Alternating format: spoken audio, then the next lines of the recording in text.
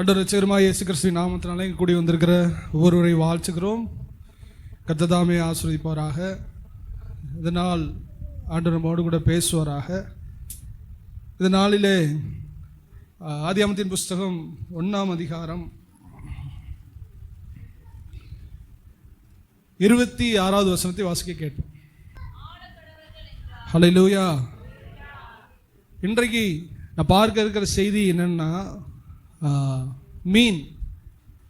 மீனை பற்றி இங்கே போடப்பட்டிருக்கிறது. தேவன் தமது சாயலாகவும் தம்முடைய ரூபத்தின்படியையும் மனுஷனை உண்டாக்குவோமாக, அவன் சமுத்திரத்தின் மச்சங்களையும் ஆகாயத்து பறவைகளையும். சமுத்திரத்தின் மச்சங்களை ஆண்டவர் படைத்தார். சமுத்திரத்தின் மச்சங்கள் என்று சொல்லும்போது பல வகைப்பட்ட மீன்கள். மீனை குறித்து நிறைய இடத்துல பைபிளில் ஆண்டவர் சொல்லி இருக்கிறார். நிறைய விஷயம் நமக்கு டைரெக்டாக புரியும், சிலது புரியாது. ரொம்ப உள்ளே இறங்கி நம்ம வியாக்கியானம் பண்ணணும். அது எந்த வகையில் சரியாக இருக்கும் அப்படின்னு நமக்கு உறுதியாக சொல்ல முடியாது. நிறைய இடத்துல ஆண்டவர் மீனை காமிச்சிட்டே இருப்பார். 5 அப்பம் 2 மீன். அதுக்கு தனக்கு சாதகமாக ஊழியக்காரன் சொல்லிடுவாங்க, 5000 ரூபா கொடுக்குற, 5000 ரூபா கொடுக்குற, 2000 ரூபா கொடுக்குறவன் 2000 ரூபா கொடு அப்படின்னு சொல்லுவாங்க. அப்புறம் 2 மீன். அது இன்னொரு இடத்துல என்ன சொல்லுவார், பேதுரு மீன் பிடிப்பார். அப்புறம் சில எண்ணிக்கை உள்ள பெரிய மீன்கள்னு ஒரு இடத்துல இருக்கும். இன்னொரு இடத்துல உயிர் திறந்ததுக்கு பின்பாக அங்கு மீன் பிடிச்சிட்டு அங்கே கரையில், அங்கே கடலில் நிற்கும் போது ஆண்டவர் கரையில் இருந்து மீனை சுட்டு பொறிச்சு வச்சுருப்பார். இதுக்கெல்லாம் என்ன வியாக்கியானம் கொடுக்க? இப்படிலாம் நிறைய மீன்கள் இருக்கிறது. ஆண்டவர் ஒவ்வொன்றையும் ஒவ்வொரு நோக்கத்துக்காக வேதத்தில் வைத்திருக்கிறார். இன்னைக்கு அதன் அடிப்படையில் ஒரு 2 காரியம் நமக்கு புரிந்தபடி, நாம் ஏற்றுக்கொள்ளுகிறபடி, ஆண்டவர் அடியனுக்கு கொடுத்த அந்த சிறிய வெளிச்சத்தின்படி நமக்கு பிரயோஜனமாக ஆண்டவர் நம்மோடு கூட இந்த செய்தி மூலமாய் நம்மோடு கூட இடைபடுவாராக. அல்லேலூயா. 2 காரியத்தை நாம் பார்க்க போகிறோம். முதலாவது மத்தேயு எழுதின சுவிசேஷம் 17ஆம் அதிகாரம் 24 27 வரை வாசிக்க கேட்போம்.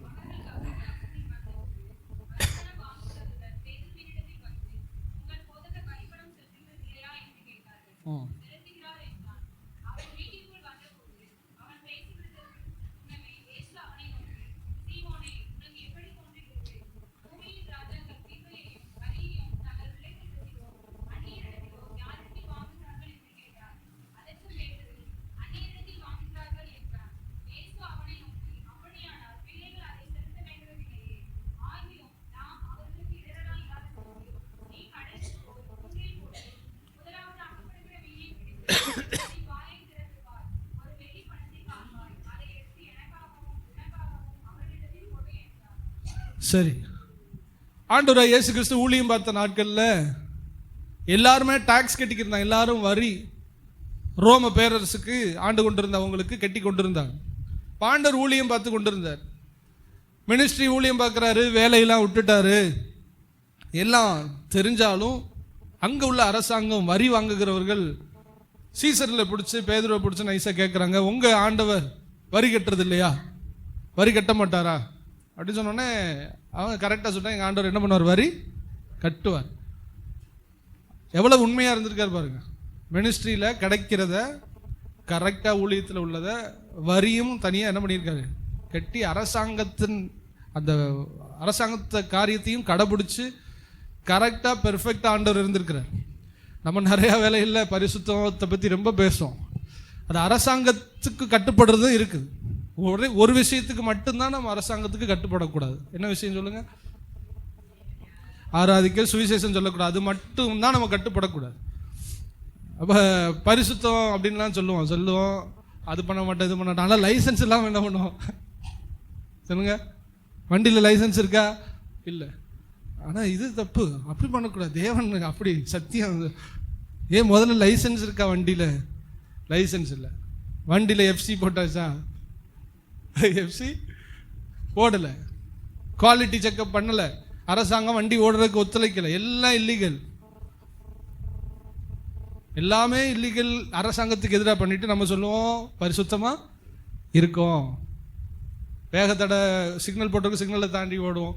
என்னென்னமோ செய்வோம். அரசாங்கத்துக்கு நமக்கும் சம்மந்தமே. லைனில் நிற்க சொல்லுவாங்க, பொத்துக்கிட்டு உள்ள என்ன பண்ணிடுவோம், கால் வலிக்கு கொஞ்சம் விடுங்க அப்படின்னு சொல்கிறது. இதெல்லாம் பண்ணி என்னென்னமோ செஞ்சு நம்ம பண்ணி பார்ப்போம். பொய் சர்டிஃபிகேட், பொய் சைனு, இந்த வேலையெல்லாம் நம்ம பார்ப்பது உண்டு. ஆண்டவராக இயேசு கிறிஸ்து தன்னுடைய பரிசுத்தத்தினுடைய அளவை ஸ்பிரிச்சுவலாக மட்டும் வைக்கல, பூமியில் வாழ்ந்த நாட்களிலும் எல்லாவற்றிலும் எல்லா காரியத்திலும் அவர் உண்மையுள்ளவராக இருந்தார். உண்மைங்கிறது மனுஷருக்கு முன்பாகவும் இருக்கணும், தேவனுக்கு முன்பாகவும் இருக்கணும். அல்லேலூயா. அப்போ ஆண்டவர்கிட்ட வந்து கேட்குறாங்க, நீ வரி கட்டுனீங்களா? வரி கட்டுறாரா அவங்க ஆண்டவர்? தைரியமாக சொன்னா கட்டுறார். சொல்லி முடித்த உடனே பேதுரு வீட்டுக்கு வருகிறார். ஏசு கரெக்டாக கண்டுபிடிச்சாரு. பேதுருவே, வரியை வந்து அந்த வசனத்தை வாசிங்க.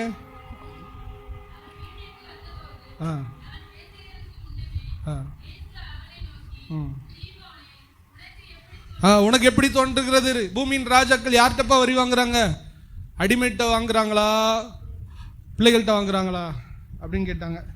அப்போ அடிமைட்ட வாங்குறாங்க. சரி, இவங்களை இடரல் உண்டாக்காதபடிக்கு நம்ம பிள்ளைகளாக இருந்தாலும் நம்ம என்ன பண்ணிடுவோம், வரியை கொடுத்துருவோம் அப்படின்னு சொல்லிட்டார். அப்போ இதிலேருந்து நம்ம புரிஞ்சுக்கிற ஒரு விஷயம், இதிலிருந்து ஆண்டவர் கற்றுத்தர விஷயம், ஒரு அத்தியாவசிய தேவை இங்கே ஆண்டவருக்கு இருக்கிறது. அவ்வளோ பெரிய ஊழியம் பார்க்குறாரு, அவ்வளவு ஜனங்களை ஆதாயப்படுத்துகிறார்.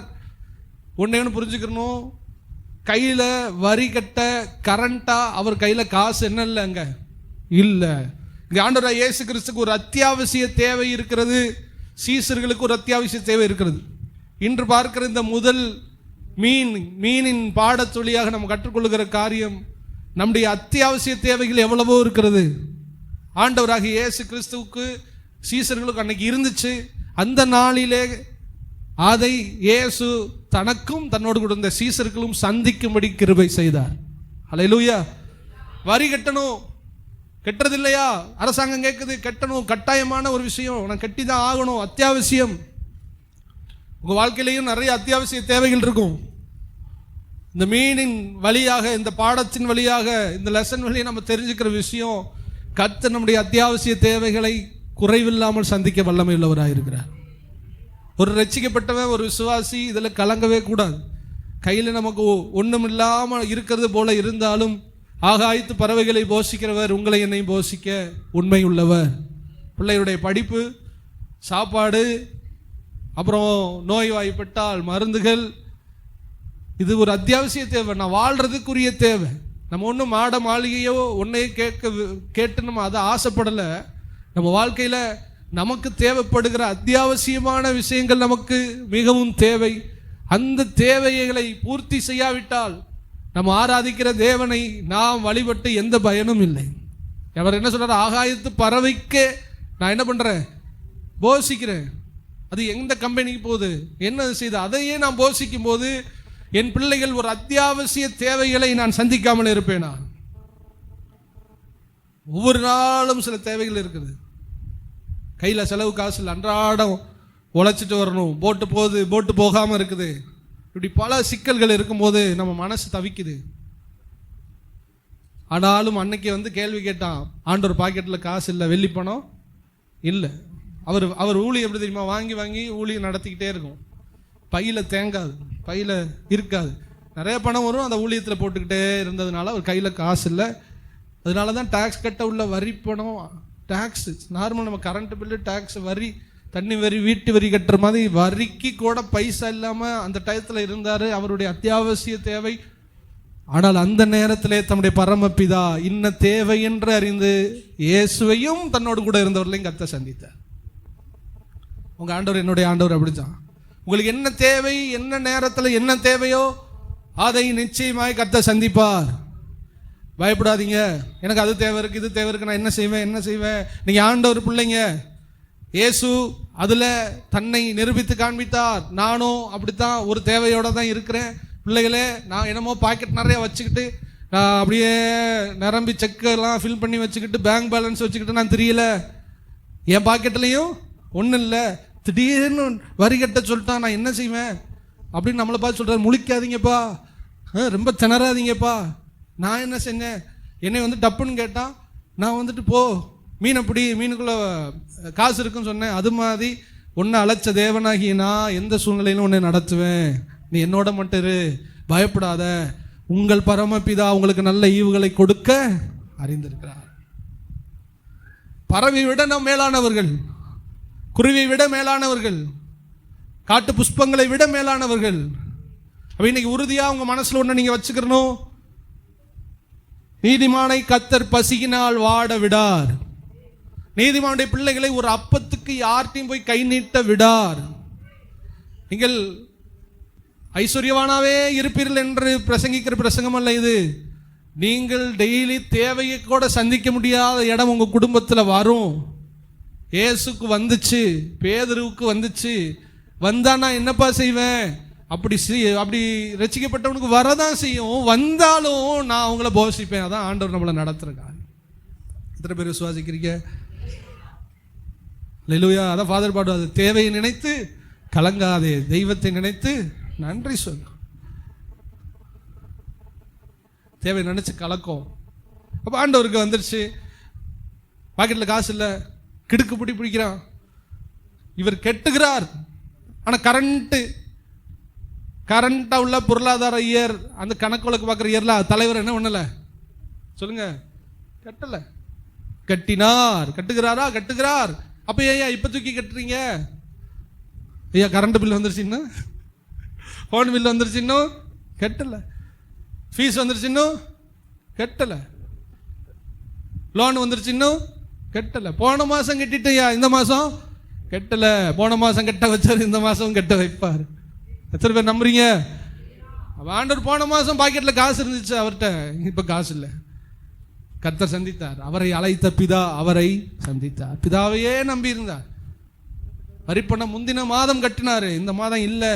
ஆனால் என்ன செய்யறது, தைரியமாய் சொன்னார், போ, என்னை அழைத்த பிதா ஒரு மீன் அனுப்புவார்றா, அந்த மீனுக்கு வாயை துற, வாய்க்குள்ள காயின் இருக்கும், எடுத்து கட்டிட்டு வா. நம்ம வாழ்க்கையிலையும் நம்ம அரண்டு போய் நம்ம பயந்து இருக்கிற சூழ்நிலையில நம்மளை அழைத்தவர் நிச்சயமா கைவிடவே மாட்டார். வறுமை உடையவனுக்கு கலக்கம், ஐஸ்வர்யம் உடையவனுக்கு அரண். புரிஞ்சா? பணக்காரனா இருக்கிறவனுக்கு ஐஸ்வர்யம் என்னது, அரணான கோட்டை. உங்களை போல ஏலவாளைகளுக்கு அது கலக்கம், வைத்த கலக்கிடும். நாளைக்கு உள்ள தேவையை நினைச்சா கலங்காத வயிறும் கலங்குது, மனசு கலங்குது. நான் என்ன செய்வேன், ஏது செய்வேன், என்ன செய்ய போறேன். ஆனா ஐஸ்வர்யவானா இருக்கிறவர்களுக்கோ தைரியமும் அரணும் கோட்டையா இருக்குது. ஏழைகளுக்கோ தன்னுடைய வறுமை கலங்க பண்ணுது, மனசை உடைக்குது. நான் என்ன செய்ய போறேன். இதெல்லாம் கடந்து வர்றதுக்கு தான் இயேசு காமிச்சாரு. எனக்கும் அப்போ காசு இல்லை, நானும் உங்களை மாதிரி தான்ப்பா. நான் பெரிய பணக்காரன் கிடையாது, பை நிறைய காசை போட்டா நான் தெரிஞ்சேன். எனக்கும் காசு இல்லை, ஆனால் என்னை அழைத்த பிதாவை நோக்கி கூப்பிட்டேன். எனக்கு ஒரு ரெவல்யூஷன் கொடுத்தாரு, மீனை பிடி, மீனுக்குள்ள காயின் இருக்குன்னு சொன்னாரு. அது மாதிரி நான் சொன்னேன், வந்துருச்சு. நீனும் நம்பு. இன்னைக்கு ஆண்டவர் நம்பி வாழுங்க. கர்த்தர் உன் தேவைகளை கரெக்டா அந்த நேரத்தில் கர்த்தர் சந்திப்பார். ஏதாவது ஒரு மீன் வரும் உங்களுக்காக, ஏதாவது ஒரு உதவி உங்களுக்கு வரும். வானத்தையும் பூமி உண்டாக்கின கர்த்தரிடத்திலிருந்து உங்களுக்கு சகாயம் வரும். ஆண்டவரை மட்டும் நீங்கள் நம்பி இருக்க வேண்டும் என்று இந்த வேத பகுதி நமக்கு போதிக்கிறது. அல்லேலூயா. சரி, சொல்லியாச்சு. பேதுரு உடனே ஓகே ஆண்டவரே, இவர் உட்கார்ந்து சொல்லிடுவாரு. இவரு பேதுருவே போ, கடலுக்கு போ, துண்டிய போடு, மீன் மாட்டும், வாயில காயினே இருக்கும், எடுத்துட்டு வந்து உனக்கு எனக்கு கட்டிடு. ஓகே ஆண்டவரே. நம்மளா இருந்தால் அந்த இடத்த விட்டு ஓடி இருப்போம், வேற வழியா ஓடி. இது வேண்டாம், நமக்கு வம்பா போச்சு, கடலுக்கு போகணுமா, மீனை பிடிக்கணுமா. இவனே ராம் முழுதும் பாடுபட்டு ஒரு மீன் பிடிக்காதவரை இப்ப தலைவர் தூண்டி போட்டு மீன் பிடிக்க சொல்றாரு. இவர் தூண்டியும் வராது. கடைசியில் என்னதான் பண்றது, இவர் சொல்லிட்டாரே அப்படின்னு சொன்னாலும் இவனுக்கு ஒரு தைரியம் இருந்துச்சு. ஏன்னா இவனுக்கு ஒரு மிராக்கல் என்ன பண்ணுச்சு, இடையில நடந்துச்சு. முழுதும் பாடுபட்டு ஆனாலும் வார்த்தையின்படியே வலையை வீசுகிறேன். அவ்வளவு மீன் வந்துச்சு. நமக்குள்ள ஒரு தைரியம், கர்த்தர் என்னை நடத்துவார், நான் போவேன், மீனை பிடிப்பேன். அதுவும் மீன் வாயில கண்டிப்பா காயின் என்ன பண்ணும், வெள்ளிப்பணம் இருக்குன்னு நம்புனா அதுதான் விசுவாசம். இந்த மீனின் வழியாய் நாம் கற்றுக்கொள்கிற அடுத்த காரியம், உங்களுக்கு ஒரு தைரியத்தை கத்த தருவாராக, உங்களுக்கு ஒரு விசுவாசத்தை கத்த தருவாராக. தைரியமாய் போனார். விசுவாசத்தோடு சேர்ந்த ஒரு இரட்டை சகோதரன், இணைஞ்ச ஒரு ட்வின் பிரதர் சொல்லலாம். விசுவாசத்தோடு கூட தைரியம். உங்களுக்குள்ள எனக்கு ஒரு தைரியம் வேணும், ஒரு ஆவிக்குரிய தைரியம் வேணும். கர்த்தர் என்னை நடத்துவார். எத்தனை பேர் சொல்ல போறீங்க? கர்த்தர் என்னை நடத்துவார். பேதுரு நடத்தினார், என்னை நடத்துவாரா? ஆண்டவர் இன்று உங்களோடு கூட இருக்கிறார், உங்களோட பேசி கொண்டிருக்கிறார். நீங்களும் அவருடைய இரத்தத்தால் கழுவப்பட்ட பிள்ளைகள். உங்களுக்கும் இந்த வசனம் சொந்தம். அப்படி என்னுடைய தேவைகளை, என்னுடைய அத்தியாவசியங்களை, என்னுடைய காரியங்களை நான் எப்படி சந்திப்பேன், நான் எப்படி என்ன செய்வேன்? தைரியம் உங்களுக்கு ரொம்ப தேவை. கர்த்தர் உங்களுக்கு ஒரு தைரியத்தை தருவாராக. ஒரு விசுவாசம் தேவை. கர்த்தர் எங்களுக்கு அற்புதம் செய்ய உண்மையுள்ளவராக இருக்கிறார். எத்தனை பேர் விசுவாசிக்கிறீங்க? நேற்றை போலதான் இன்னைக்கு இருக்கும், இன்னை போலதான் நாளை இருக்கும். ஒவ்வொரு நாளும் போய்கிட்டே தான் இருக்கும்.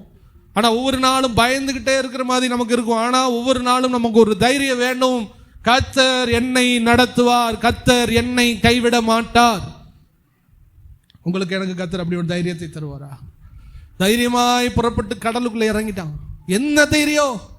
படைச்சவர் கூட இருக்கிறார், அதான் தைரியம். மனுஷன் சொல்லி அவன் போயிருக்க மாட்டான். ஏற்கனவே அற்புதம் செஞ்சவர் சொல்றாரு, நீ போ, தூண்டி போடியா. நீ வலையில மீன் இல்லாம இருக்கும்போது பேதுரு, உனக்கு ஞாபகம் இருக்கா? நான் ஆழத்துல போட சொன்னேன், வலதுபுறத்துல போட சொன்னேன். உனக்கு மீன் வந்து படகு மூழ்கிற அளவு மீன் வந்து உனக்கு ஞாபகம் இல்லையா? நான் அனுப்புறேன், நீ போ, தூண்டிய போடு, மீன் கிடைக்கும், நம்பி போ. உங்க வாழ்க்கையில் ஆண்டவர் அற்புதம் இதுக்கு முன்னாடி செய்யலையா?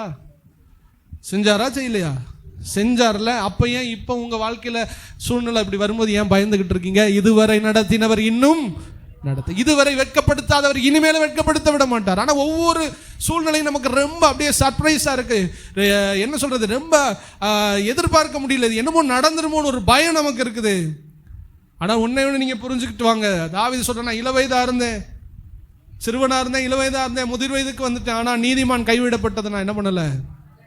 உங்களோட ஆண்டவர் இருக்காரா இல்லையா? எத்தனை பேர் இருக்காரு சொல்றீங்க? இதுவரை நடத்தினவர் உங்களை நடத்துவார். பெரிய பெரிய மீன்களை மூழ்கும்படி தந்தாரு. எத்தனை கஷ்டமான சூழ்நிலையில் நீங்க ஜெபம் பண்ணும்போது உங்களுக்கு தந்தாரு. எத்தனை எமர்ஜென்சியில் உங்களை காப்பாத்தினாரு. தலை குனிஞ்ச இடத்துல தூக்கி எடுத்தாரு. என்னைக்காவது தோத்து போய் உங்களை நிக்க வச்சாரா? தோத்து போன மாதிரி இருந்துச்சு, ஆனா தோத்து போக வைக்கலையே. ஆனா இந்த சூழ்நிலை ரொம்ப ஹார்டா இருக்கு. ஆமாங்க, ஹார்டா தான் இருக்கு. ஆனா இதை தாண்டும் போது கர்த்தர் விடுதலை தருவார். நீங்கள் அவரை மகிமைப்படுத்துவீங்க. ஆனா கர்த்தர் உங்களை கைவிடவே மாட்டார் என்று இந்த நாளில் உறுதியா நான் உங்களுக்கு முன்பாக இந்த வார்த்தையை சொல்லுகிறேன். அழைத்தவர் உண்மை உள்ளவர். அவர் உன்னை விட்டு விலகுவதும் இல்லை, உன்னை என்ன கைவிடுவதுமே இல்லை. தைரியமா உள்ள போற. ஃபர்ஸ்ட் அத்தியாவசிய தேவை, ரெண்டாவது அதை கடந்து செல்கிற தைரியம், மூணாவது இப்ப உள்ள போயிட்டேன் விசுவாசம். இப்ப இவனுக்கு செயல்படுது. என்ன பண்றாரு? வலை வீசி பெரிய பெரிய மோட்டார் போட்டுகளை வச்சு பிடிக்கிற மாதிரி பேதுரு ரொம்ப பெரிய கடல்ல மீன் பிடிக்கிறதுல பெரிய திறமைசாலி. ஆனா மீன் தான் வராது. திறமைசாலிக்கு மீன் என்ன பண்ணாது? வராது. கர்த்தர் தந்தாதான் என்ன வரணும்? மீன் வரும். போனாரு, விசுவாசத்தோடு கூட கடந்து போனார். பெரிய வலையை முழுவதும் பாடுபட்டு மகப்பட்டவர், இதற்கு முன் அற்புதம் செய்ததெல்லாம் பார்த்தவர். இப்ப போய் விசுவாசத்தோடு என்ன பண்றாரு? அந்த இடத்துல பண்ணார். ஏன் தெரியுமா? இவன் மீன் பிடிக்கும் போது ஒண்ணுமே வரல. அத சோசன் சொல்லிட்டு ஒரு வெப் சீரிஸ் இருக்குது. அதை நீங்க பார்த்தீங்கன்னா தெரியும். ஆண்டவராகிய இயேசு கிறிஸ்துவை பற்றி ஒவ்வொரு அற்புதங்களை அழகா சித்தரித்து படம் பிடித்து வைத்திருப்பாரு. அதுல மீன் இவனுக்கு வராது. இவன் ஆண்டவர் சொன்ன உடனே அப்படியே அண்டர் கிரவுண்டில் காமிப்பாங்க. மீன் அப்படியே வரும், வலைக்கு நேரம் வரும். நீங்க கொஞ்சம் யோசித்து பார்த்தீங்களா? ஒருவன் சொல்லுகிறான், நீர் நான் ஒருவனை போ என்று சொன்னால் போகிறான், வா என்று சொன்னால் வருகிறான். நீர் ஒரு வார்த்தை மட்டும் சொல்லும், அப்பொழுது என்னுடைய வேலைக்காரன். படைச்சவர், கிரியேட்டர். அதுக்கு தான் மொதல் வசனத்தை காமிச்ச, ஆகாயத்தின் மச்சங்களை ஆண்டு கொள்ளுங்கள் என்றார். ஆண்டவர் மீனை படைச்சவர். இப்பொழுது மனுஷகுமாரனா கீழே இருக்கிறாரு. பேதுருக்கு நல்ல நாலேஜ் உண்டு. என்ன நாலேஜ்? என்ன விசுவாசம்? என் போட்டு வெறுசா இருந்துச்சு, மீனுக்கு கட்டளை இட்டார், மீன் பறந்து வந்துச்சு, என் வலை மேல ஏறிச்சு. ஆண்டரோட இருந்தா உங்க போட்டுல, உங்க தொழில மீன் ஏறும். புறஜாதியான விட நீங்க பெரியவங்க. மீனை படைச்சு ரிமோட் கண்ட்ரோல்ல ரிமோட்டை வச்சுக்கிட்டு உங்க தலைவர் உங்க பக்கத்துல என்ன பண்றாரு? இருக்காரு. ஏன் ஒரு பட்டன் அமுக்க முடியாதா?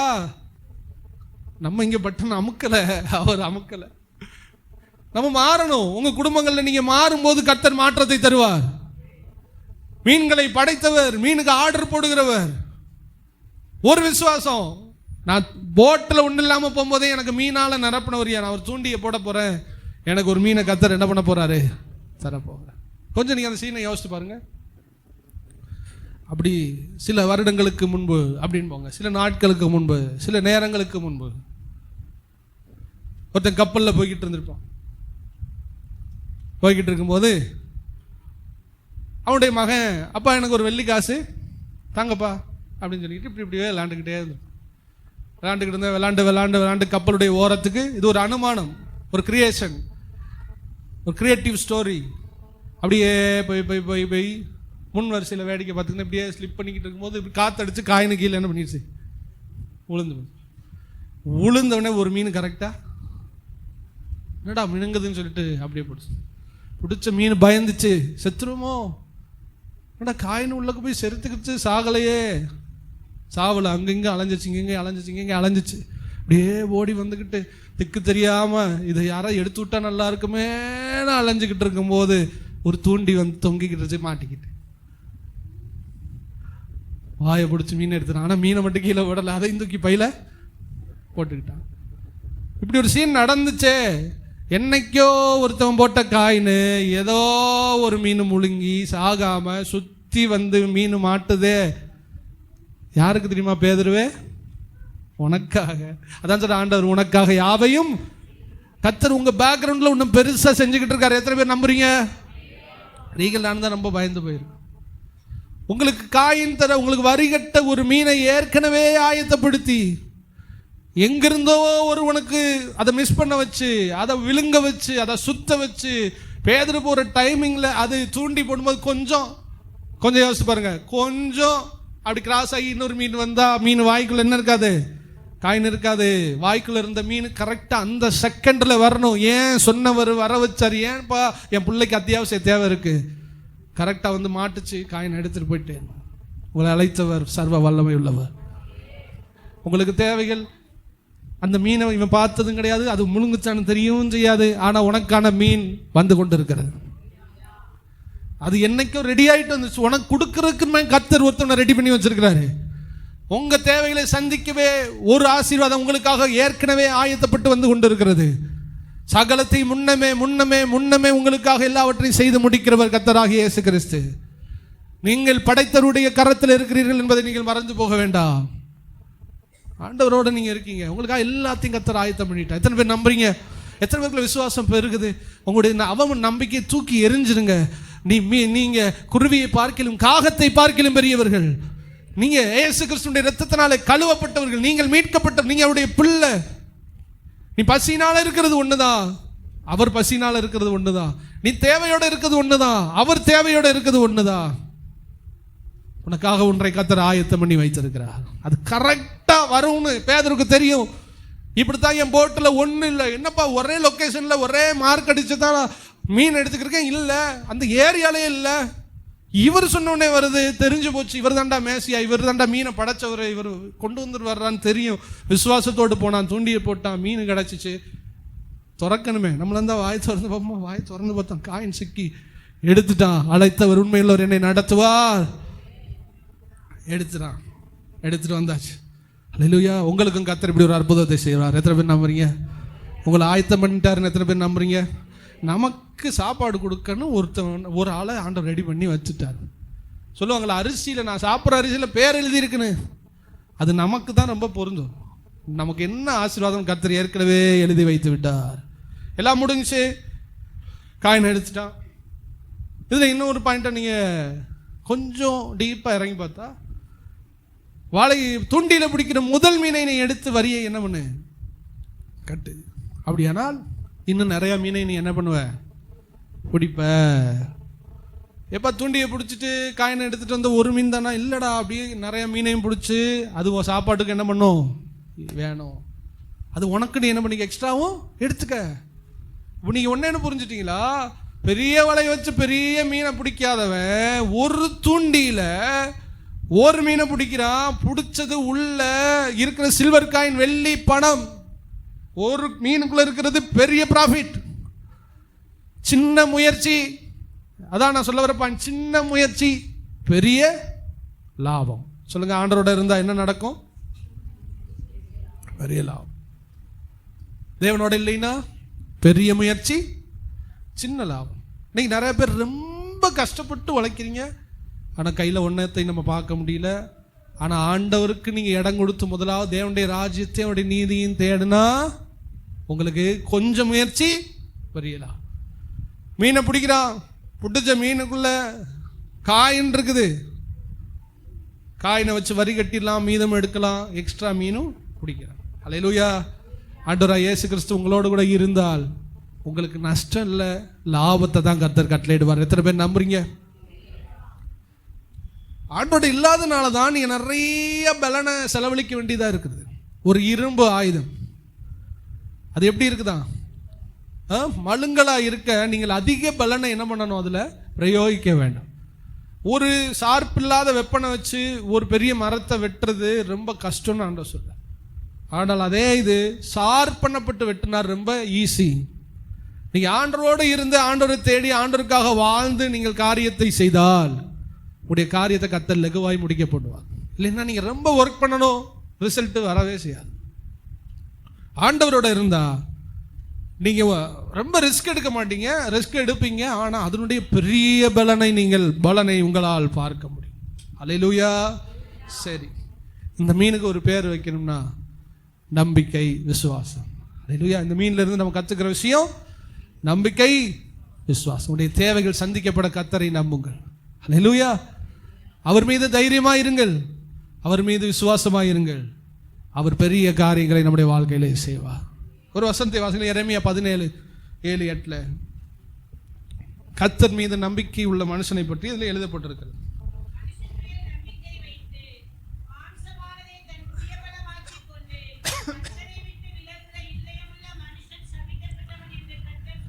பாருங்க, மனுஷன் மேல் நம்பிக்கை வைத்து அவனுடைய புயபலத்தை நம்பி அதை புயபலமாக்கி கொண்டிருக்கிற மனுஷன் சபிக்கப்பட்ட.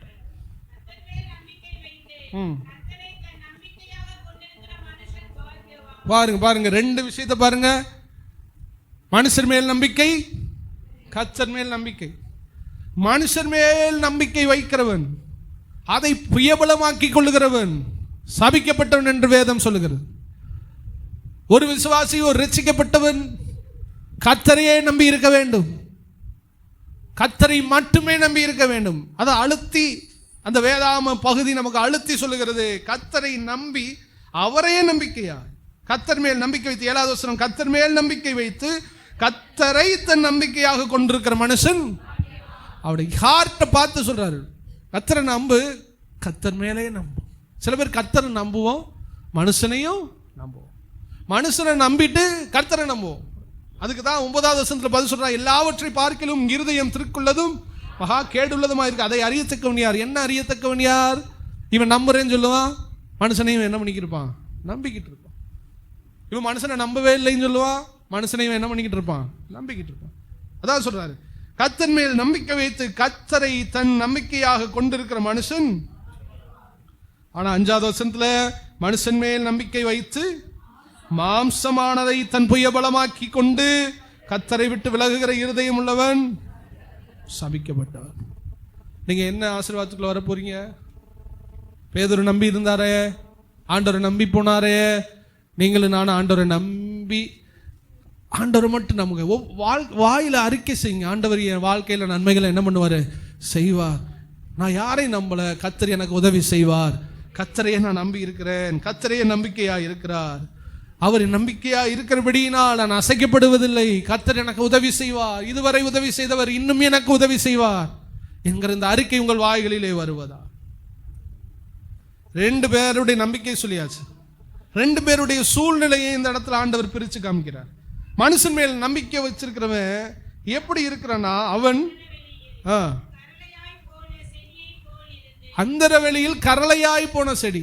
நல்லா கவனிங்க, செடி கனியும் காயும் இல்லாமல் பசுமையும் இல்லாமல் காஞ்சு போன வனாந்தத்தில் இருக்கிற செடி காஞ்சு காஞ்சு காஞ்சு காஞ்சு ஒரு உருளையை போல மாறி, அது கரளை என்று போட்டிருக்கிறவுடைய அர்த்தம் புதர். புதர் புதர் மாதிரி மாறிடும். அல்லேலூயா. அடுத்து வனாந்தரத்தின் வறட்சியான இடங்களில் அவன் என்ன இருக்கிறான், நன்மையை காணாமல் இருக்கிறான். அடுத்து உவர் நிலம் என்று போடப்பட்டிருக்கிற உப்பு நிறைந்த தண்ணீர் இருந்த இடத்துல இருக்கிறது போல அவன் இருக்கிறான். மனுஷனை நம்பி இருக்கிறனுடைய நிலைமையை ஆண்டவர் எப்படி சித்தரித்து எழுதுகிறார்? புதர் போல் இருப்பான், புதர் மாதிரி மாறிடுவான், நன்மையை காணவே மாட்டான். வறட்சியான உப்பு நிலத்தில் இருக்கிறது போல அவன் வாழ்க்கை இருக்கும். நல்லா கவனிங்க. கர்த்தரை நம்புகிறவன் நம்பாதவன் 2 பேருக்கு ஒரே சிச்சுவேஷன். என்னமோ இவன் கீழே செழிப்பா இருக்கான்னு நினைக்காதீங்க. 2 பேருக்கும் ஒரே சூழ்நிலை, ஆனால் நம்பிக்கையில வித்தியாசப்படுகிறது. இவனை இடப்பட்டிருக்கிறது மலை தாழ்ச்சியான இடம், வறட்சியான. இவனுக்கும் அந்த சூழ்நிலை தான், இவனுக்கும் அந்த சூழ்நிலை தான். மலை தாழ்ச்சி. அடுத்து அவன் என்ன பண்றான்? பச்சையாய் இருக்கிறதை காணாமல் இலை பச்சையாய் இருக்கிறதும் மலை தாழ்ச்சியான வருஷத்திலும் வருத்தமின்றி தப்பாமல். உஷ்ணம் வருது.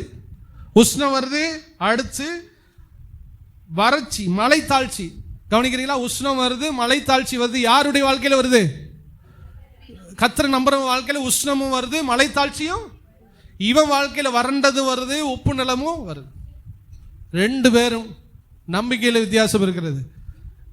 இவன் மழை பெய்யல, உஷ்ணமா இருக்குது, சூழ்நிலை மாறி இருக்கு. மனுஷனை நம்பல. இவன் மனுஷனை நம்பி இருந்தான்னா இவன் திருப்பியும் உப்பு நீரில விதைக்கப்பட்டவனாய் மாறி இருப்பான், புதர் மாதிரி மாறி இருப்பான், நன்மையை பார்த்திருக்க மாட்டான். ஆனா இவனுக்கு மழை இல்லை, ஆனாலும் இவனுக்கு வறட்சி, ஆனாலும் இவனுடைய வேர் எங்க விடப்பட்டிருக்கிறது? கர்த்தர் மேல் வைக்கிற நம்பிக்கையில விடப்பட்டிருக்கு. அதான் அதை போட்டிருக்கு. அவன் தண்ணீரண்டையிலே நாட்டப்பட்டதும் கால்வாய் ஓரமாய் தன் வேர்களை விடுகிறதும் உஷ்ணம் வருகிறதை காணாமல் இலை பச்சையாய் இருக்கிறதும் மலை தாழ்ச்சியான வருஷத்திலும் வருத்தமின்றி தப்பாமல் கனி கொடுக்கிறதுமான மரத்தை போல். இவனுக்கும் நெகட்டிவான சூழ்நிலை தான். என்னவோ இவன் பாசிட்டிவ்ல எல்லாம் உட்காரல, கர்த்தரை நம்பி இருக்கான். மனுஷனை நம்பி ஓட ஆரம்பிச்சுட்டா உங்க கால் நிற்காது, அதுலயே ஓட ஆரம்பிச்சிடும். உங்களுக்கு புரிஞ்சுச்சா? உங்களுக்கு தேவை இருக்குன்னு சொல்லும்போது கொஞ்ச நேரம் உங்களால் ஜெபம் பண்ணி காத்திருந்து கொஞ்சம் கடைசி வர வெயிட் பண்ணி பார்ப்போன்னு இல்லாமல் எடுத்தோடனே ஒரு உதவி கிடைக்குமா, ஒரு உதவி எங்களுக்கு தர முடியுமா அப்படின்னு போய் நம்ம போக ஆரம்பிச்ச உடனே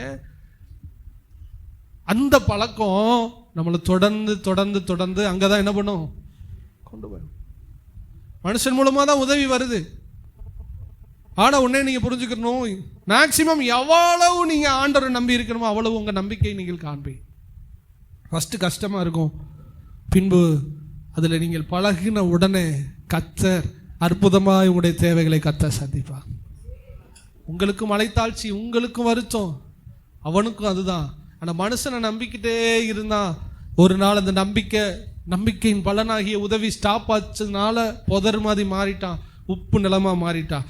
ஆனா இவனுக்கும் மலைத்தாழ்ச்சி, இவனுக்கும் வனாந்திரம். ஆனா உதவிகளை கேட்டு கேட்டு பார்த்துருப்பான். ஆனா வேற எங்க விட்டுட்டான்? தேவன் மேல உள்ள நம்பிக்கையில விட்டுட்டான். சப்ளை இப்ப வேற இடத்துல இருந்து வர ஆரம்பிச்சிருச்சு.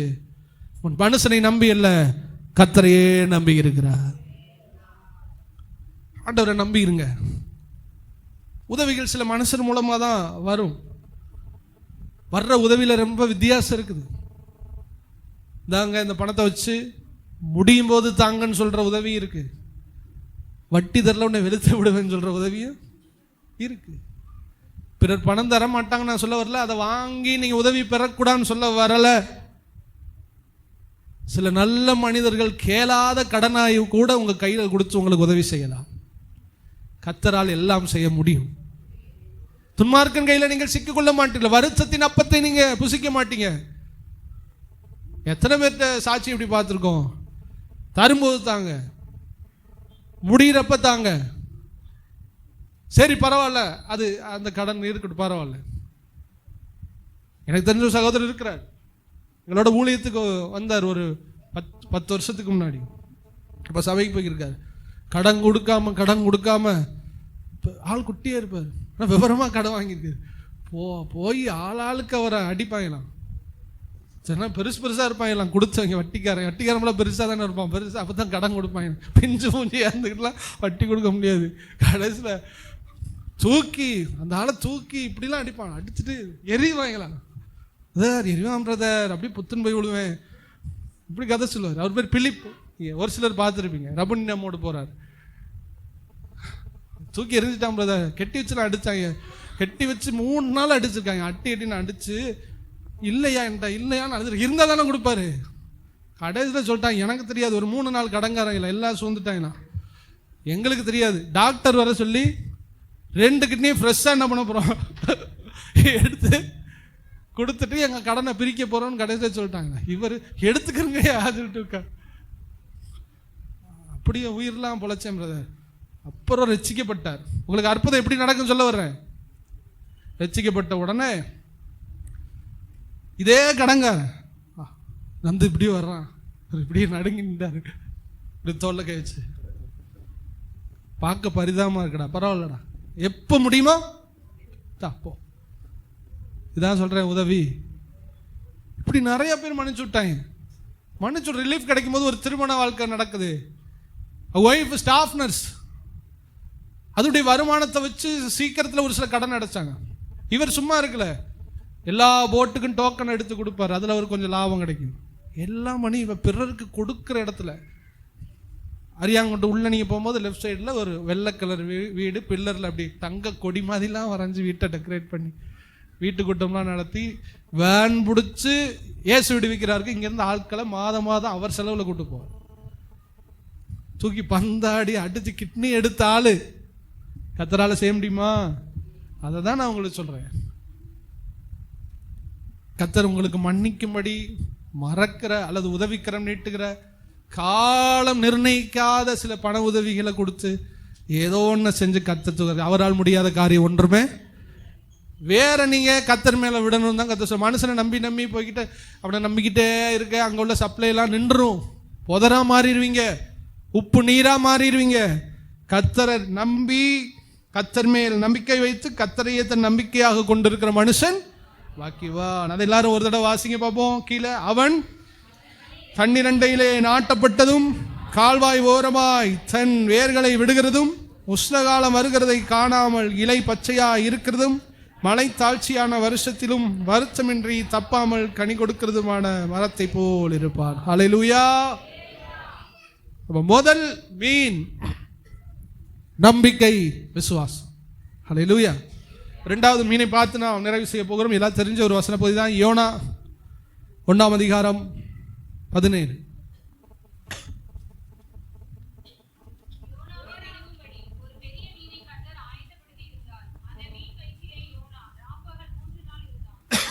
ஹல்லேலூயா. யோனாவை ஆயத்தப்படுத்தும்படி, யோனாவை விழுங்கும்படி ஒரு பெரிய மீனை கர்த்தர் ஆயத்தப்படுத்தி இருந்தார். அந்த மீன் வயிற்றிலே யோனா ராப்பகல் 3 நாள் இருந்தார். சரி, யோனாவுடைய சூழ்நிலையை கொஞ்சம் யோசித்து பார்த்தீங்கன்னா, யோனா 2ஆம் அதிகாரத்தில் நெருக்கம். இப்போ நான் எதுக்குள்ள நான் வந்துட்டேன்னா, மீனை முழுங்கின சீனுக்குள்ள வந்தாச்சு. யோனாவை மீன் முழுங்கிருச்சு. ஒரு பெரிய மீனை கர்த்தர் ஆயத்தப்படுத்தி இருந்தார். மீன் வயிற்றுக்குள்ளே யோனா இருக்கிறார். மீன் வயிற்றுக்குள்ளே அவன் சந்திச்ச விஷயம் என்ன? நெருக்கம். அடுத்து பாருங்க, 2வது விஷயம் பாதாளம். 3வது வசனத்தில் வெள்ளங்களும் அலைகளும், 5வது வசனத்தில் ஆழியும் கடற்பாசிகளும், 6வது வசனத்தில் பூமியின் தாழ்பால்களால் மூடப்பட்டார், அடைத்து வைக்கப்பட்டார். ஒரு நம்பிக்கை இல்லாமல் உள்ள இருந்தான். யோனாவுடைய வாழ்க்கையில இந்த 5 காரியத்தினால வேதனைப்பட்டான். மீனின் வயிற்றுக்குள்ளே. இந்த மீனை எப்படி நீங்க எடுக்கலாம்னா, தேவனுடைய சிச்சை, தேவனுடைய தண்டனை. சில விசுவாசிகள் இந்த மீன் வயிற்றுக்குள்ள போய் உட்கார்ந்துடுறாங்க. மீன் வயிற்றுக்குள்ள அடைபட்ட ஒரு நிலை யோனாவுக்கு வந்தது. இது தேவனுடைய சிச்சை என்று இந்த மீனுக்கு ஒரு பேர் வச்சுக்கிறீங்க. நெருக்கம், சுத்தி நெருக்கப்படுகிற ஒரு வாழ்க்கை ஒரு விசுவாசியுடைய காரியத்தில் ஏன் வருது? கர்த்தர் உங்களை விசாலத்தில் வைக்கிறவர் தானே. அப்புறம் உங்க வாழ்க்கையில் ஒரு நெருக்கம் வருது, சிக்கிக் கொள்கிற சூழ்நிலை. நான் கடன்ல சிக்கிட்டேன், நான் அதில் சிக்கிட்டேன், இதில் சிக்கிட்டேன், நான் வெளியில வர முடியல. இதான் நெருக்கத்துடைய அடையாளம். பாதாளத்துக்குள் எடுத்து போனான். நான் பாதாளத்தின் வயிற்றிலிருந்து கூக்குரலிட்டேன். பாதாளம் என்று சொல்லும்போது மரண பள்ளத்தாக்கு, வியாதியின் வேதனைகள், கொடுமைகள். என் வாழ்க்கை முடிச்சுக்கலாம், என்னடா வாழ்க்கை, பூமியின் அடித்தட்டு வரை போவது போல வாழ்க்கையின் அடித்தட்டு வரை போய் வாழ்ந்து எனக்கு என்ன பிரயோஜனம்? இத்தனை வருஷம் ஆச்சு, என் வாழ்க்கையில் நான் ஒன்னத்தையும் நான் பார்க்கல, ஒரு ஆசீர்வாதம் இல்லை, எல்லாம் நான் இழந்தேன். கணவன், மனைவி, பிள்ளைகள், சொந்தம், பந்தம், பணம், காசு எல்லாம் இழந்து நான் ஏனா இப்படி வாழ்ந்து கொண்டிருக்கிறேன்?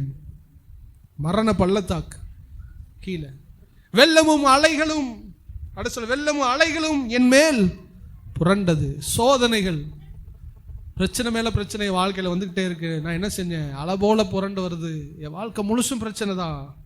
பூமியின் தாழ்பால்களுக்குள் அடைபட்டேன். ஒரு அடைபட்ட சூழ்நிலை. என்ன ட்ரை பண்ணாலும் ஒன்றும் வாய்க்கலப்பா. எனக்கு ஒரு ஆசீர்வாதமும் கிடைக்கல. ஆளியும் கடற்பாசியும் என்னை சிக்கி கொண்டது. அதில் சிக்கிக்கொள்ளப்பட்ட நிலை, எழுந்திருக்கவே முடியல. இப்படிப்பட்ட ஒரு சூழ்நிலை ஒரு விசுவாசி வாழ்க்கையில ஏன் வருகிறது? யோனாவுக்கு இது என்ன தேவையா? யோனா யார் தெரியுமா? அவன் ஒரு தீர்க்கதரிசி. அவன் ஒரு, இன்று சொல்லணுமா, அவன் ரட்சிக்கப்பட்டவன், அபிஷேகம் பண்ணப்பட்டவன், தேவனால் அழைக்கப்பட்டவன். தேவனால் அழைக்கப்பட்ட, அபிஷேகம் பண்ணப்பட்ட, ரட்சிக்கப்பட்ட ஒருடைய வாழ்க்கையில ஏன் நெருக்கம், ஏன் பாதாளம், ஏன் வெள்ளமும் அலைகளும், ஏன் தாழ்பால்கள், ஏன் ஆளியும் பாசியும் சூழ்ந்து கொண்டிருக்கிறது? இது யோசித்தீங்களா? இவனுக்கு ஏன் இந்த நிலைமை? இவ்வளவுக்கு காரணம் இவ்வளவு எங்க இருக்குதுன்னா, கர்த்தர் அனுப்பின மீனுக்குள்ள இவன் சந்திக்கிறான். இவன் சொன்னதெல்லாம் மீன் வயிற்றுக்குள்ள அலை அடிக்குதான். அது ஒரு திமிங்கலம் தண்ணியோட முழுங்கிரும், எல்லாத்தையும் தண்ணியோட முழுங்கிரும். கிடைக்கிற முழுங்கிட்டு இப்படி அடிக்கும் பீச் உள்ள. இவனை முழுங்கின உடனே உள்ள அலை மாதிரி என்ன பண்ணுது? வயிற்றுக்குள்ள அங்க போறான், இங்கே போறான், வெளியில வர்றான். என்னடா இது அப்படின்னு பாக்குறான். உள்ள அது சாப்பிட்ட கழிவுகள் இது எல்லாம் இப்ப கடல் பாசி மாதிரி இவன் மண்டை என்ன பண்ணிக்கிருச்சு? சுத்திக்கிருச்சு. உள்ள ஆசிட் திரவங்கள் எல்லாம் இப்ப கொல கொல கொலன்னு உள்ள என்ன பண்ணுது? வயிற்றுக்குள்ள கிடக்கு. எல்லாம் சேர்த்து இவனை போட்டு ஒரு வழி ஆக்கிருச்சு. இந்த காங்கிரீட் போடுறதுக்கு மிஷின்களை போடுவாங்க பாருங்க, கலவை மாதிரி இவன் உள்ள கிடக்குறான். வெள்ளங்களும் அலைகளும் கடற்பாசிகளும் சூழ்ந்து முற்றிலும் இருள் உள்ளே சூழ்ந்து இருக்கிறது. நம்பிக்கையற்ற நிலை. இப்படிப்பட்ட ஒரு சூழ்நிலையில இருக்கிறது யார் தெரியுமா? ரட்சிக்கப்பட்ட, அழைப்பை பெற்ற தீர்க்கதரிசி யோனா. உங்களுக்கு ஏன் இந்த நிலைமை? யோனா கொஞ்சம் யோசித்து பார்த்தீங்களா? ஒரு விசுவாசியை கர்த்தர் சீக்கிரத்திலே சிட்சிப்பது கிடையாது. சீக்கிரத்திலே ஆண்டவர் இந்த நிலைமைக்கு ஒப்பு கொடுப்பது கிடையாது. ரெண்டு பார்ட்டா நீங்க பிரிச்சுக்கணும் கர்த்தருடைய சோதனைகளை. ஒன்று நீங்கள் வளருவதற்காக, இன்னொன்று நீங்கள் மனம் மாறுவதற்காக. சொல்லுங்க, ஒன்று நீங்கள் வளரும்படி, இன்னொன்று நீங்கள் மனம் மாற. சோதனை சகிக்கிற மனுஷன் பாக்கியவான், அவன் உத்தமன் என்று விளங்கின பின்பு கர்த்தர் அவனுக்கான கிரீடங்களை கொடுப்பார். யோபு வந்துட்டு அவன் உயர்த்தப்படுவதற்காக அவன் சோதிக்கப்பட்டான். யோனாவோ மனம் திரும்புவதற்காக சோதிக்கப்பட்டார். உங்க வாழ்க்கையில இந்த காரியம் ரட்சிக்கப்பட்டு உங்க வாழ்க்கையில கடந்து வருதுன்னா உன்னை நீங்க புரிஞ்சுக்கணும். நீங்க எந்த பாவம் செய்யலன்னு ஆண்டவர்களை நல்லா இருக்கிறேங்கிற ஒரு எண்ணம் இருந்து கிளாரிஃபை பண்ற மாதிரி இருந்துச்சுன்னா, கர்த்தர் என்னை ஏதோ எனக்கு ஒரு ப்ராக்ரஸ், எனக்கு ஒரு உயர்வு கொடுக்கறதுக்காக கர்த்தர் இதை நடத்திட்டு வர சந்தோஷமா ஏத்துக்கிறேங்க. சோதிக்கப்பட்ட பின்பு, இயேசுடைய சிலுவைக்கு பின்பு ஒரு மகிமையை கர்த்தர் கொடுத்தார். ஆனா இது உள்ள இருக்கும்போது உங்களுக்கு ஒரு சில உணர்வுகள் வருது. யோனாக்கு ஒரு உணர்வு வந்துச்சு. உள்ள இருந்து, ஆழத்திலிருந்து நான் உம்மை கூப்பிட்டேன், நீர் எனக்கு செவி கொடுத்தீர். 7வது வசனம், என் ஆத்துமாயினில் தொய்ந்து போகையில் கர்த்தரை நினைச்சேன். கஷ்டம் வரும்போது கர்த்தரை நினைச்சு, அப்பொழுது என் விண்ணப்பத்தை உமது பரிசுத்த ஆலயத்திலே உம்மிடத்தில் வந்து சேர்ந்தது. பொய்யான மாயை நம்பி இருக்கிறவர்கள் கிருபையை. அப்ப கஷ்டம், கவலை இதெல்லாம் சந்திக்கும் போது யோனா சிந்திச்சது ஒண்ணு, நான் என்ன பண்ணிட்டேன்? பாவம் செஞ்சுட்டேன் அப்படின்னு சிந்திக்கிறேன். இப்ப ரெண்டு வகையில விசுவாசிகள் பிரித்து கொள்ளுங்க. ஸோ இந்த நெருக்கம், கஷ்டம், கண்ணீர், கவலை, அடைபட்ட நிலை இதெல்லாம் வருதா? கர்த்தர் உங்களை சிட்சிக்கிறாரா, அல்லது கர்த்தர் உங்களை உயர்த்துவதற்காக இந்த பாதையில நடத்துகிறாரா? ரெண்டே யோசனை. இது வந்த நிலைமை யோனாவுக்கு வர்றதுக்கு காரணம் என்ன? நமக்கு எல்லாம் தெரிஞ்ச ஒரு விஷயம்தான். தேவ சித்தத்தை நிறைவேற்றாமல் தேவ சமூகத்தை விட்டு விலகி ஓடினான். நமக்கு எல்லாம் தெரியும். நீ எழுந்து அதை வாசிக்க 1ஆம் அதிகாரம் 2-3.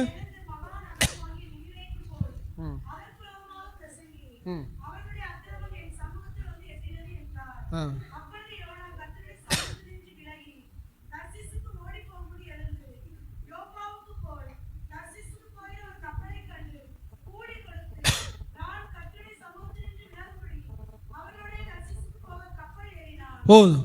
ஆண்டவர் நினிவே ஜனங்களை மனம் திரும்புவதற்காக பிரசங்கம் பண்ண அனுப்புகிறார். ஆனால் இவனோ சொல்லுங்க, தேவ சமூகத்தை விட்டு விலகி. ஏன் விலகுனான்னு உங்களுக்கு நான் சொல்லிடுறேன். இவன் நினைச்சதை தான் என்ன பண்ணணும், இவன் வாழ்க்கையில நடக்கணும். இவன் பெரிய ப்ராஃபிட், இவன் சொன்னதெல்லாம் என்ன பண்ணணும், நடக்கணும். உடனே என்ன பண்ணிட்டான், கூலி கொடுத்து காசு கொடுத்து தேவ சமூகத்தை விட்டு விலகி கிட்டத்தட்ட நினைவேக்கும் தர்சீசுக்கும் ஆப்போசிட் டைரக்ஷன், அப்படியே வழி விலகி எங்க போயிட்டான். நல்லா கவனிக்கணும். தேவனை விட்டு நீங்கள் வழி விலகி போனால் உங்களுக்கு இந்த சிச்சையாகிய மீன் உங்களை விழுங்கும். கர்த்தர் உங்களை நேசிக்கிறபடியால் நேசிக்கிற பிள்ளைகளை கர்த்தர் இந்த சிச்சைக்குள்ளே நடத்துகிறார். எனக்கு ஏன் நெருக்கம், எனக்கு ஏன் தாழ்பால், எனக்கு ஏன் அடைபட்ட நிலை, எனக்கு ஏன் மரண பாதாளம் என்று நீங்கள் நினைக்கிறீங்களா? நீங்க எங்கோ தேவ சமூகத்தை விட்டு நீங்கள் விலகி விட்டீர்கள், தேவ சமூகத்தை விட்டு நீங்கள் தூரமாய் விட்டீர்கள் உங்கள் சுய ஆதாயத்திற்காக. யோனாவுக்கு அவன் தீர்க்கதரிசி, அவன் சொன்னா நடக்கணும். இப்போ பாருங்களேன், அகமதாபாத்தில் ஃப்ளைட் விழுறது ஆண்டவர் எனக்கு எப்பயோ காமிச்சார் அப்படின்னு ஒருத்தர் சொல்றான்னு வச்சுக்கிறோம். காமிச்சார், அப்படி ஃப்ளைட் அப்படியே உள்ற மாதிரி போய் சரி பண்ணி போயிருந்தா இவர் மேடையில் சொல்லியிருப்பார், ஒரு ஃப்ளைட் இந்த வருடத்தில் விழும், அது வெள்ளையும் சிகப்புமா அந்த ஃப்ளைட் இருக்கிறது அப்படின்னு சொல்லி கட்டி கைக்கு தட்டலாம், தட்டி நீங்களாம் ஃப்ளாஷ் பண்ணிட்டீங்கன்னு பார்த்துக்கிறோம். அந்த ஃப்ளைட் அதே மாதிரி இறங்கிட்டு அப்படி ஏறிட்டுனா அடுத்து இவர் மயக்க பிடிக்கும் போது சொல்லுவாங்க, ஃப்ளைட்டு தான் உழலையே. இவருக்கு தீர்க்கதரிசியோட கிரேட் என்ன பண்ணிடும், போயிடும். இதுதான் நடந்துக்கிட்டே இருந்துச்சு. நிறைய பேருக்கு பார்த்த கனவு நடக்கணும், நடக்கக்கூடாது தான் கனவு காமிக்கிறாரு. முதல்ல புரிஞ்சுக்கிறங்க. இவன் செத்துருவான்னு சொன்னாரு, இவன் சாகாமலே இருக்கான், நம்மளை என்ன நினைப்பாங்க, அப்படியா இவன் சாவக்கூடாது தான், பிழைக்கிறதுக்கு தான் கர்த்தர் உங்கள்கிட்ட கனவு காமிச்சாரு, தடுப்பதற்கு. எதுக்கு ஆண்டவர் ஒரு சிக்னல் கொடுக்கிறாரு? தடுக்கிறதுக்கு, நடக்கிறதுக்கு அல்ல. ஒரு தீர்க்கதரிசி பார்க்கறது நடக்காமல் இருப்பது நல்லது. நடக்கணும்னு நினைக்கிற தீர்க்கதரிசி அவன் பேராசை உள்ள தீர்க்கதரிசி, நான் பார்த்ததுல நடக்கணும். அப்ப இவங்களுக்கு மட்டும் நாய் கடிக்கும் செருப்பு காணாம அது மட்டும் நடக்கக்கூடாது. தேவனே அதுல இருந்து மட்டும் என்னை காப்பாத்தி, மற்றவனுக்கு உள்ளதுலாம் அவளுக்கு நடக்காது. யோனாவுக்கு அப்படிதான். இது இல்லை, இதுக்கு முன்னாடி நிறைய விஷயம் நடந்திருக்கு போல. காம்பாரு, ஒரு போய் டாஸ் பூசன் அடிப்பாரு, மனம் திரும்பிடுவாங்க. மனம் திரும்பி மாறின உடனே நடக்காம போயிருமா. கடைசியில் அவங்க எவ்வளோ ஆண்டவரை பிடிச்சிட்டு ஆலையிலூயான்னு கத்தி கத்தரி ஒப்புரவானோடனே இவருக்கு யாரும் கத்தர் சொத்துன்னு சொல்லலை, இவர் பாஸ்டர்னு சொல்லி தலையிலையும் கை வைக்கல, இவனுக்கு காணிக்கையும் கொடுக்காம மொட்டையை அனுப்பிட்டாங்க, என்னடா பண்ணுறாங்கன்னு சொல்லிட்டு அடுத்த இடத்துக்கு போனார். கத்தர் வெளிப்படுத்துகிறார் சொன்ன உடனே மனம் திரும்பிடுவாங்க. எல்லாம் அப்படியே புதுசாக போயிடுச்சு. இவன் பண்ணதுலாம் ஒன்றும் நடக்கலை, அழிச்சு பூகமாக வந்து இடிஞ்சு நாசமாகி அப்படியே எரிச்சு என்னென்னமோ பண்ணிடலான்னு பார்த்தா எல்லாம் வந்துட்டு இவன் சொல்ல சொல்ல மனம் திரும்பிக்கிட்டே இருந்த உடனே காரியம் நடக்குது. இவருக்கு பெருமை, எந்த மேன்மை இவனுக்கு கிடைக்கல. இதே தான் நினைவேல அனுப்பும்போது பார்த்தான், இந்த தடவையும் போவேன் அழியும் சொல்லுவேன். இவர் என்ன பண்ண மாட்டாரு, அழிக்கப்பட்டாரு, நம்ம பேரு கெட்டு போயிடும் சொல்லிட்டு தேவ சமூகத்தை விட்டு விலகி பணம் கொடுத்து ஓடிட்டான், டிக்கெட் எடுத்து போனான். இப்படி ஒரு பாஸ்டர் பார்த்துருக்கீங்களா? நீ நிறைய விசுவாசி ஏன் தெரியுமா வழி விலகுறீங்க? நீங்க நினைச்சது நடக்கல. கர்த்தர் நினைச்சது தான் உங்க வாழ்க்கையில நடந்துகிட்டு இருக்குது. நீங்க நினைச்சது நடக்காததுக்காக நீ ஆண்டரை விட்டு போகக்கூடாது. நீங்க நினைச்சதெல்லாம் தர்றதுக்கு நீங்களும் நானும் தெய்வத்தை செய்யல, அந்த தெய்வம் தான் உங்களை என்னையும் படைச்சிச்சு. என்ன நம்ம சொல்றதை செய்யறதுக்கு அவர் இருக்காரு. சாமுவேலன் சொல்லும் போது இவர் என்ன சொன்னா, அடியேன் சொல்லும். இன்னைக்கு விசுவாசிகள் இயேசு இயேசுன்னு சொன்னா அவர் சொல்லணும், அடியேன் சொல்லும் அடியேன் கேட்கிறேன். மகனே உனக்கு என்ன வேண்டும்? இந்த பழைய படத்துல வர இருந்து அந்த காலியமா இந்த காலியமா இப்படி அடுத்த உடனே வந்துரு, மகனே உனக்கு என்ன வேண்டும், அதோட பெட்டிஷன் கொடுப்பா, அதோட சரி பண்ணிட்டு போயிடுவாங்க. பவுலை சந்திக்கும் போது சொன்னார், தேவனே நான் என்ன செய்ய, உங்களுடைய ஜெபம் என்னுடைய ஜெபம், நீங்க என்ன செய்ய சித்தமா இருக்கிறீ. அவரை பிடிச்சிட்டு நான் சொல்றதை செய்யுங்கன்னா யாரும் சொல்லக்கூடாது. இப்படி உங்களுடைய சுய லாபம் சிலது நடக்காததுனால தான் மன வருத்தம் உண்டாகி சிலர் ஜெபிக்கிறது இல்லை. வேதம் அப்படி பதிவு செய்கிறது.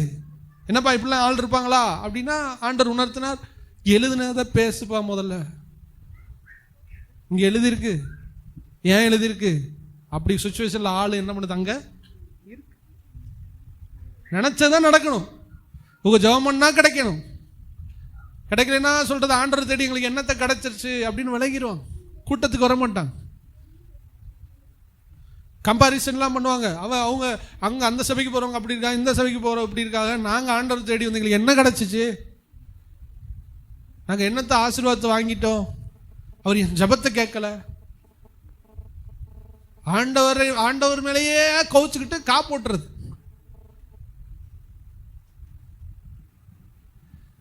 என்னைக்காவது சோத்து மேலே கவுச்சுக்கிட்டு நான் இந்த ஒரு மாதம்ல நான் சோறையை திங்க மாட்டேன் போ, அந்த சோத்து மேலே மட்டும் கோவமே வராது. சிலர் கோவம் தான் நிறைய சோறு சாப்பிடுவாங்க. நல்லா அந்த கேட்டகரி. கோவம் வந்து விட்டோம்னா நமக்கு தண்ணி அடிக்க தெரியாது, எங்கேயுமே ரவுடிசம் பண்ண தெரியாது. அண்ணே 3 பரோட்டா தான் போடுறா, கோவத்தை ஃபுல்லாக அதில் காமிச்சிட்டு வர வேண்டியதான். சில கோவம் தான் சாப்பிடுவாங்க நிறையா. அப்போ சோறு மேலே சாப்பாடு மேலே கோவமே கிடையாது. பல்லு வளர்க்குறதுல கோவம் கிடையாது, டாய்லெட் போகிறதுல கோவம் கிடையாது. அது கோவத்தை காய்ச்சிட்டா நமக்கு அவ்வளோதான். ஆனால் பாவம் அப்புறானியா அவர் பாட்டுக்கு இருந்து அவர் பாட்டுக்கு மேலே இருக்கிறார், உயிரோட வச்சிருக்காரு. அவர் மேலே கோவப்பட்டுட்டு நீங்கள் எனக்கு அதை செய்யலை, இதை செய்யலை, இப்படி பண்ணலை, அப்படி பண்ணலைன்னா இதுதான் நியாயமான விஷயமா? அநியாயம்.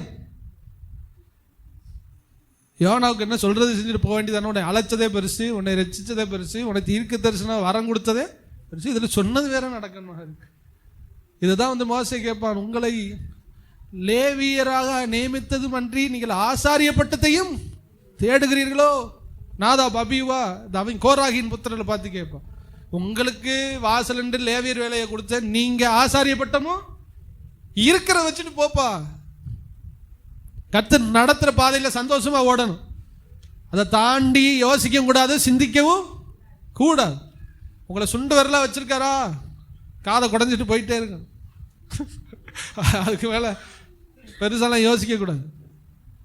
எனக்கு இதுதான் என் ஆண்டவர் தான் வச்சிருக்காரு, அதுக்கு மேலே முட்டி மோதி பார்த்தேன், எனக்கு ஒன்றும் முடியல, கர்த்தருடைய சித்தம் அப்படின்னு சொல்லிட்டு இறங்கி அந்த சித்தத்துக்கு நேரம் ஒப்பு கொடுத்து நான் போயிடும். யோனாவோ தன் சுயலாபத்துக்காக கர்த்தரை விட்டு விலகி கூலி கொடுத்து விலகினவன் சும்மாவா இருந்தா? அவன் நிமித்தமாய் அசைந்தது. என்ன அசைஞ்சிச்சு? அவன் குடும்பம் அசைஞ்சிச்சு. அவனோடு பயணித்தவர்கள் அசைந்தார்கள். காற்றும் அசைந்தது, கடலும் அசைந்தது. ஏன்? ஒருத்தன் செஞ்ச தப்புக்காக அவனுடைய அட்மாஸ்பியரே அசையுது. தேவ சித்தம் உங்க மேல இருக்குது. நீங்க வழி விலகி போனதுனால தான் சில வேலைகளில் உங்க குடும்பத்தில் சில சூழ்நிலைகளை கர்த்தர் அசைய பண்ணுகிறார். நீங்கள் மனம் மாறும்போது கர்த்தர் உங்களை உங்கள் குடும்பத்தில் இருக்கிற கொந்தளிப்பை நிச்சயமாய் கர்த்தர் மாற்றுவார்.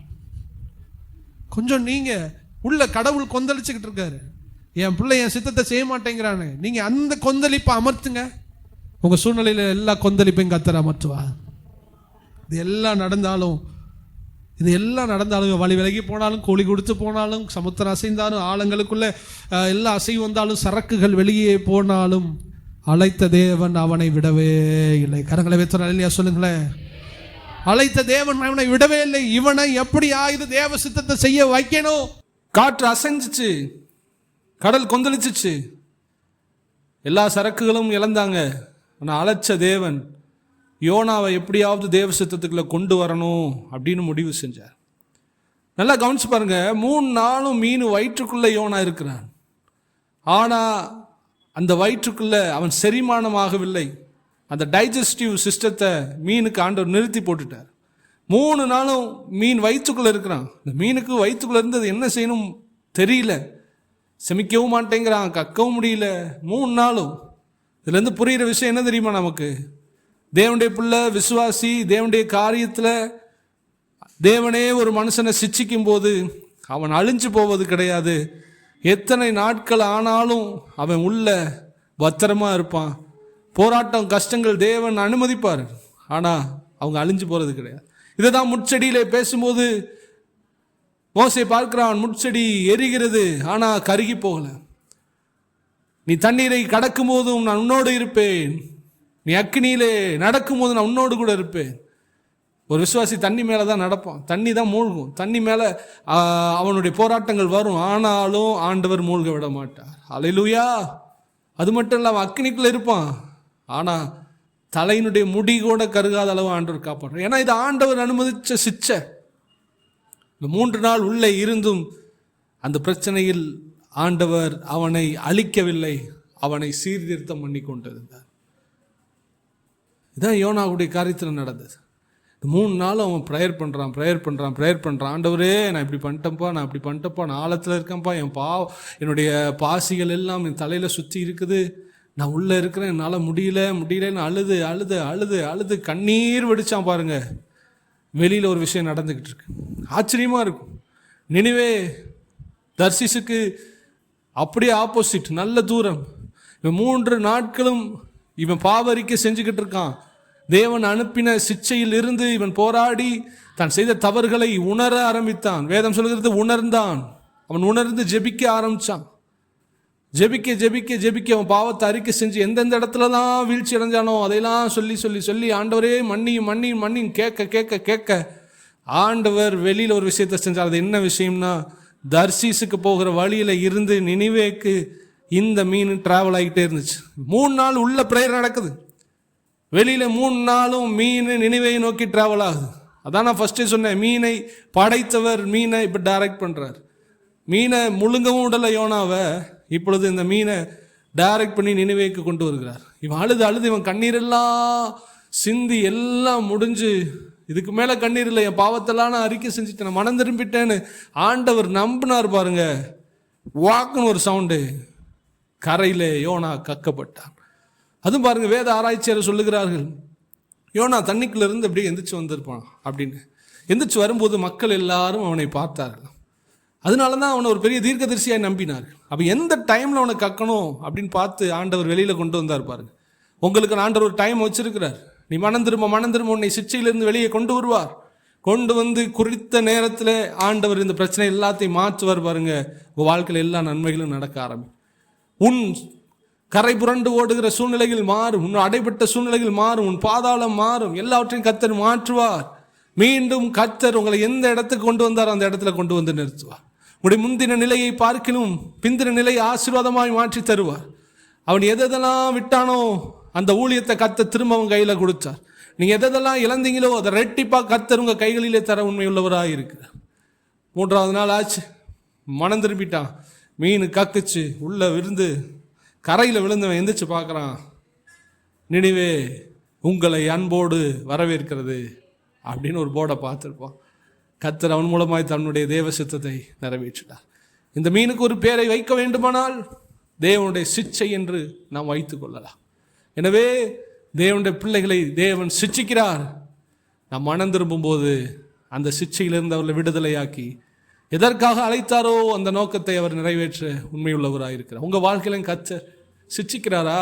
சீக்கிரம் மனம் திரும்புங்க. உங்களுடைய வாழ்க்கையில் இருக்கிற தேவனை விட்டு பிரிக்கிற சூழ்நிலைகள், பிரியமில்லாத சூழ்நிலை விட்டு வெளியே வாருங்கள். அப்படி வரும்போது நிச்சயமாக கர்த்தர் உங்களை வெளியில் கொண்டு வருவார். கர்த்தர் உங்களையும் யோனாவை போல மீண்டும் பயன்படுத்துவார். நம்ம எல்லாரும் அப்படி எழுந்திருப்போமா?